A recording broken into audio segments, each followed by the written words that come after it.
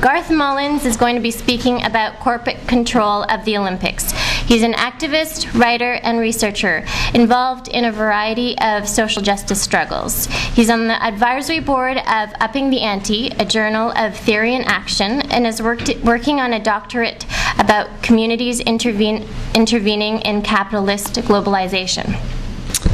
Hey, my name is Garth Mullins, and I'm part of the Olympic Resistance Network. And I'm going to talk about the Olympics and the corporate structure. The Olympics and capitalism really is a simple way to do it. And some of you who may have heard me talk before will probably roll your eyes because my talks are always called Something and Capitalism, or Something and Capitalism. I'm just going to call them capitalism. I think from now on might be just simpler. So there's the thing about the Olympics is there's a bunch of sponsoring corporations, there's a bunch of supporter corporations, there's a bunch of suppliers. They include, the best of the best of Forbes and the Fortune 500, GM, Coca-Cola, Visa. In Canada there's the Royal Bank, the Hudson's Bay companies. Capitalism, the whole system, is sort of surviving in its whole catastrophic state right now by a series of these kind of organized events, and whether they're a war in Iraq or Afghanistan, an Olympics, any other number of places where people who are wanting to undertake a number of projects, large companies, are coming together with politicians and senior decision makers and giving themselves a space and a scheme and a way to do it. And in Canada in 2010, we're going to see the Olympics, a meeting of the G8, and a meeting of the Security and Prosperity Partnership. And so, in my mind, that year is going to be a watershed year of resistance. And key to us succeeding in the resistance is sort of understanding the connections between the Olympics, these Fortune 500 sponsor and supporter corporations, the Security and Prosperity Partnership, the G8, these various institutions. So it's not just a banking scam.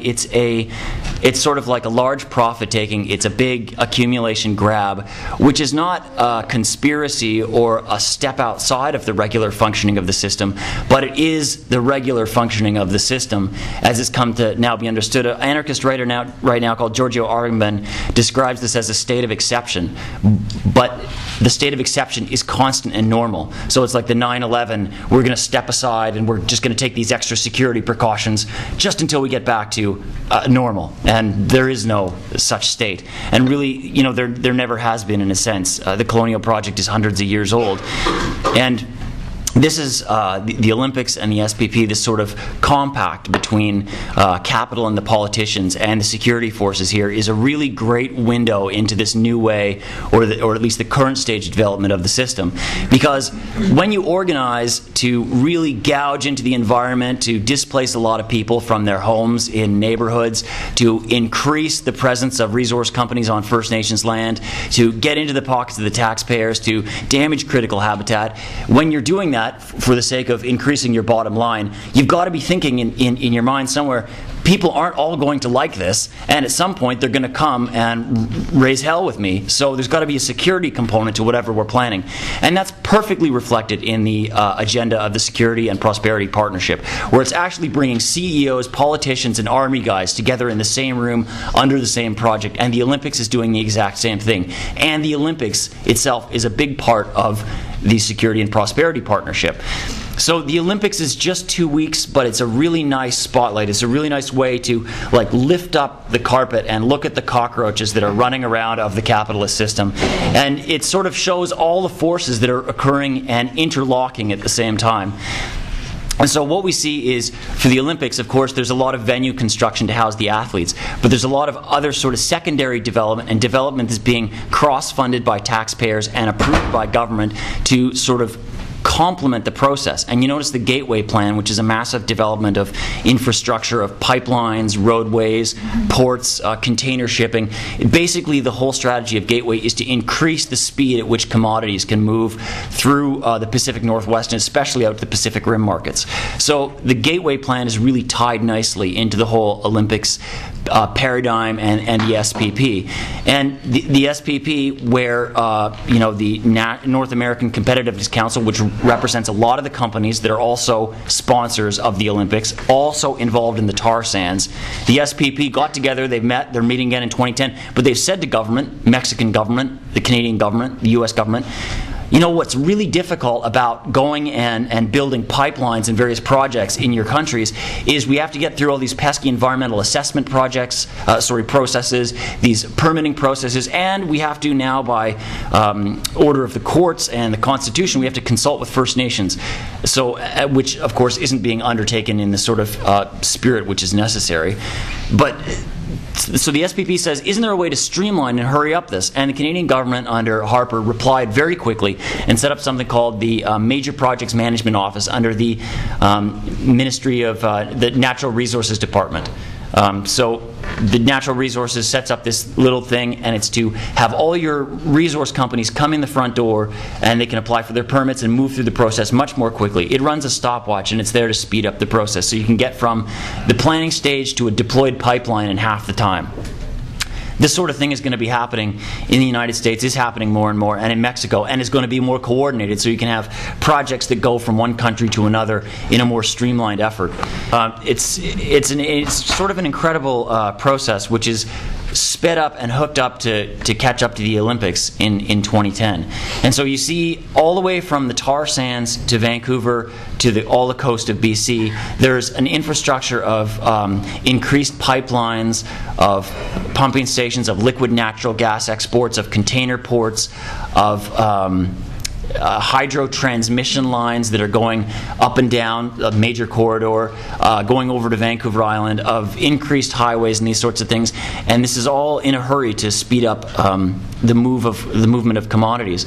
And it's all part of the whole Olympics perspective of gathering companies together to work with each other to increase, sort of to synergize each other's profitability, while at the same time, what they call in business, externalizing the risk. And if anybody's wondering what that means, you can look in the US and all over Europe, where they're bailing out banks who've gone and made God knows how much money for their boards of directors on very risky investments globally. But then when they fail, they are not left to flounder. The state comes in and uses taxpayers' money. So the profits are privatized, the risks are socialized. And it's the same with the Olympics. All the money that's going to be made from the Olympics is going to be going to developers, to media groups, to the various sponsors. But the cost of building the infrastructure to move the commodities, the cost of holding the thing, of having the security, the very cost of having our own selves beaten up by cops is going to be borne by us. It's kind of an incredible concept, a user-paid police state. So we're going to have, and Stockwell Day, they're so blatant about this that during the Canadian election, Stockwell Day said, during an election said, actually, it's not going to cost under $200 million. It could be up to $1 billion for you to have yourself beaten up and incarcerated. So it's, I just thought this really shows the state of affairs. And so Stockwell Day is planning this alongside with the rest of the people who are involved in the Olympics, and including at the SPP, where security is also a big feature. And the Olympics will feature law enforcement from a variety of different places inside of Canada, like CSIS, the RCMP, local cops, border security. You'll also have people from the U.S. and the armed forces of Canada and the United States have been given permission to operate sort of in a discreet fashion, but they've been given the go-ahead to do this. And if anybody remembers or anybody saw the coverage of the last G8 meeting, which was in Kananaskis, last G8 meeting in Canada, which was in Kananaskis, Alberta, the Army guys there were brought back from Afghanistan to fight against the evil threat of protesters in Alberta, and they were given the right to shoot to kill protesters if it was deemed necessary. And you saw tanks and barbed wire and rocket launchers, all kind of camouflage stuff and military gear all over the place there. So we can expect to see the same sort of thing here. And it's part of this whole sort of SPP and global effort happening in NATO too, to take a military who is supposed to go out and fuck shit up in other people's countries, and now start to do it at home. So it's blurring that line, and it's saying sort of policing your own population, going out and having foreign policy, protecting investments at home and abroad. This is all going to be sort of a seamless effort, and the seams between different militaries are also being eroded. There's a paper that was put out at the last gathering of NATO, which has a long title that I can't quite recall at this point, but it talked about bringing militaries together like this and sort of having this seamless at-home, abroad, intermilitary thing, and that's exactly what we're going to see here. So it's sort of like the thesis of what I'm trying to say is that you're having a bunch of companies come together. It's going to be a big profit-taking. It's organized under the Olympics.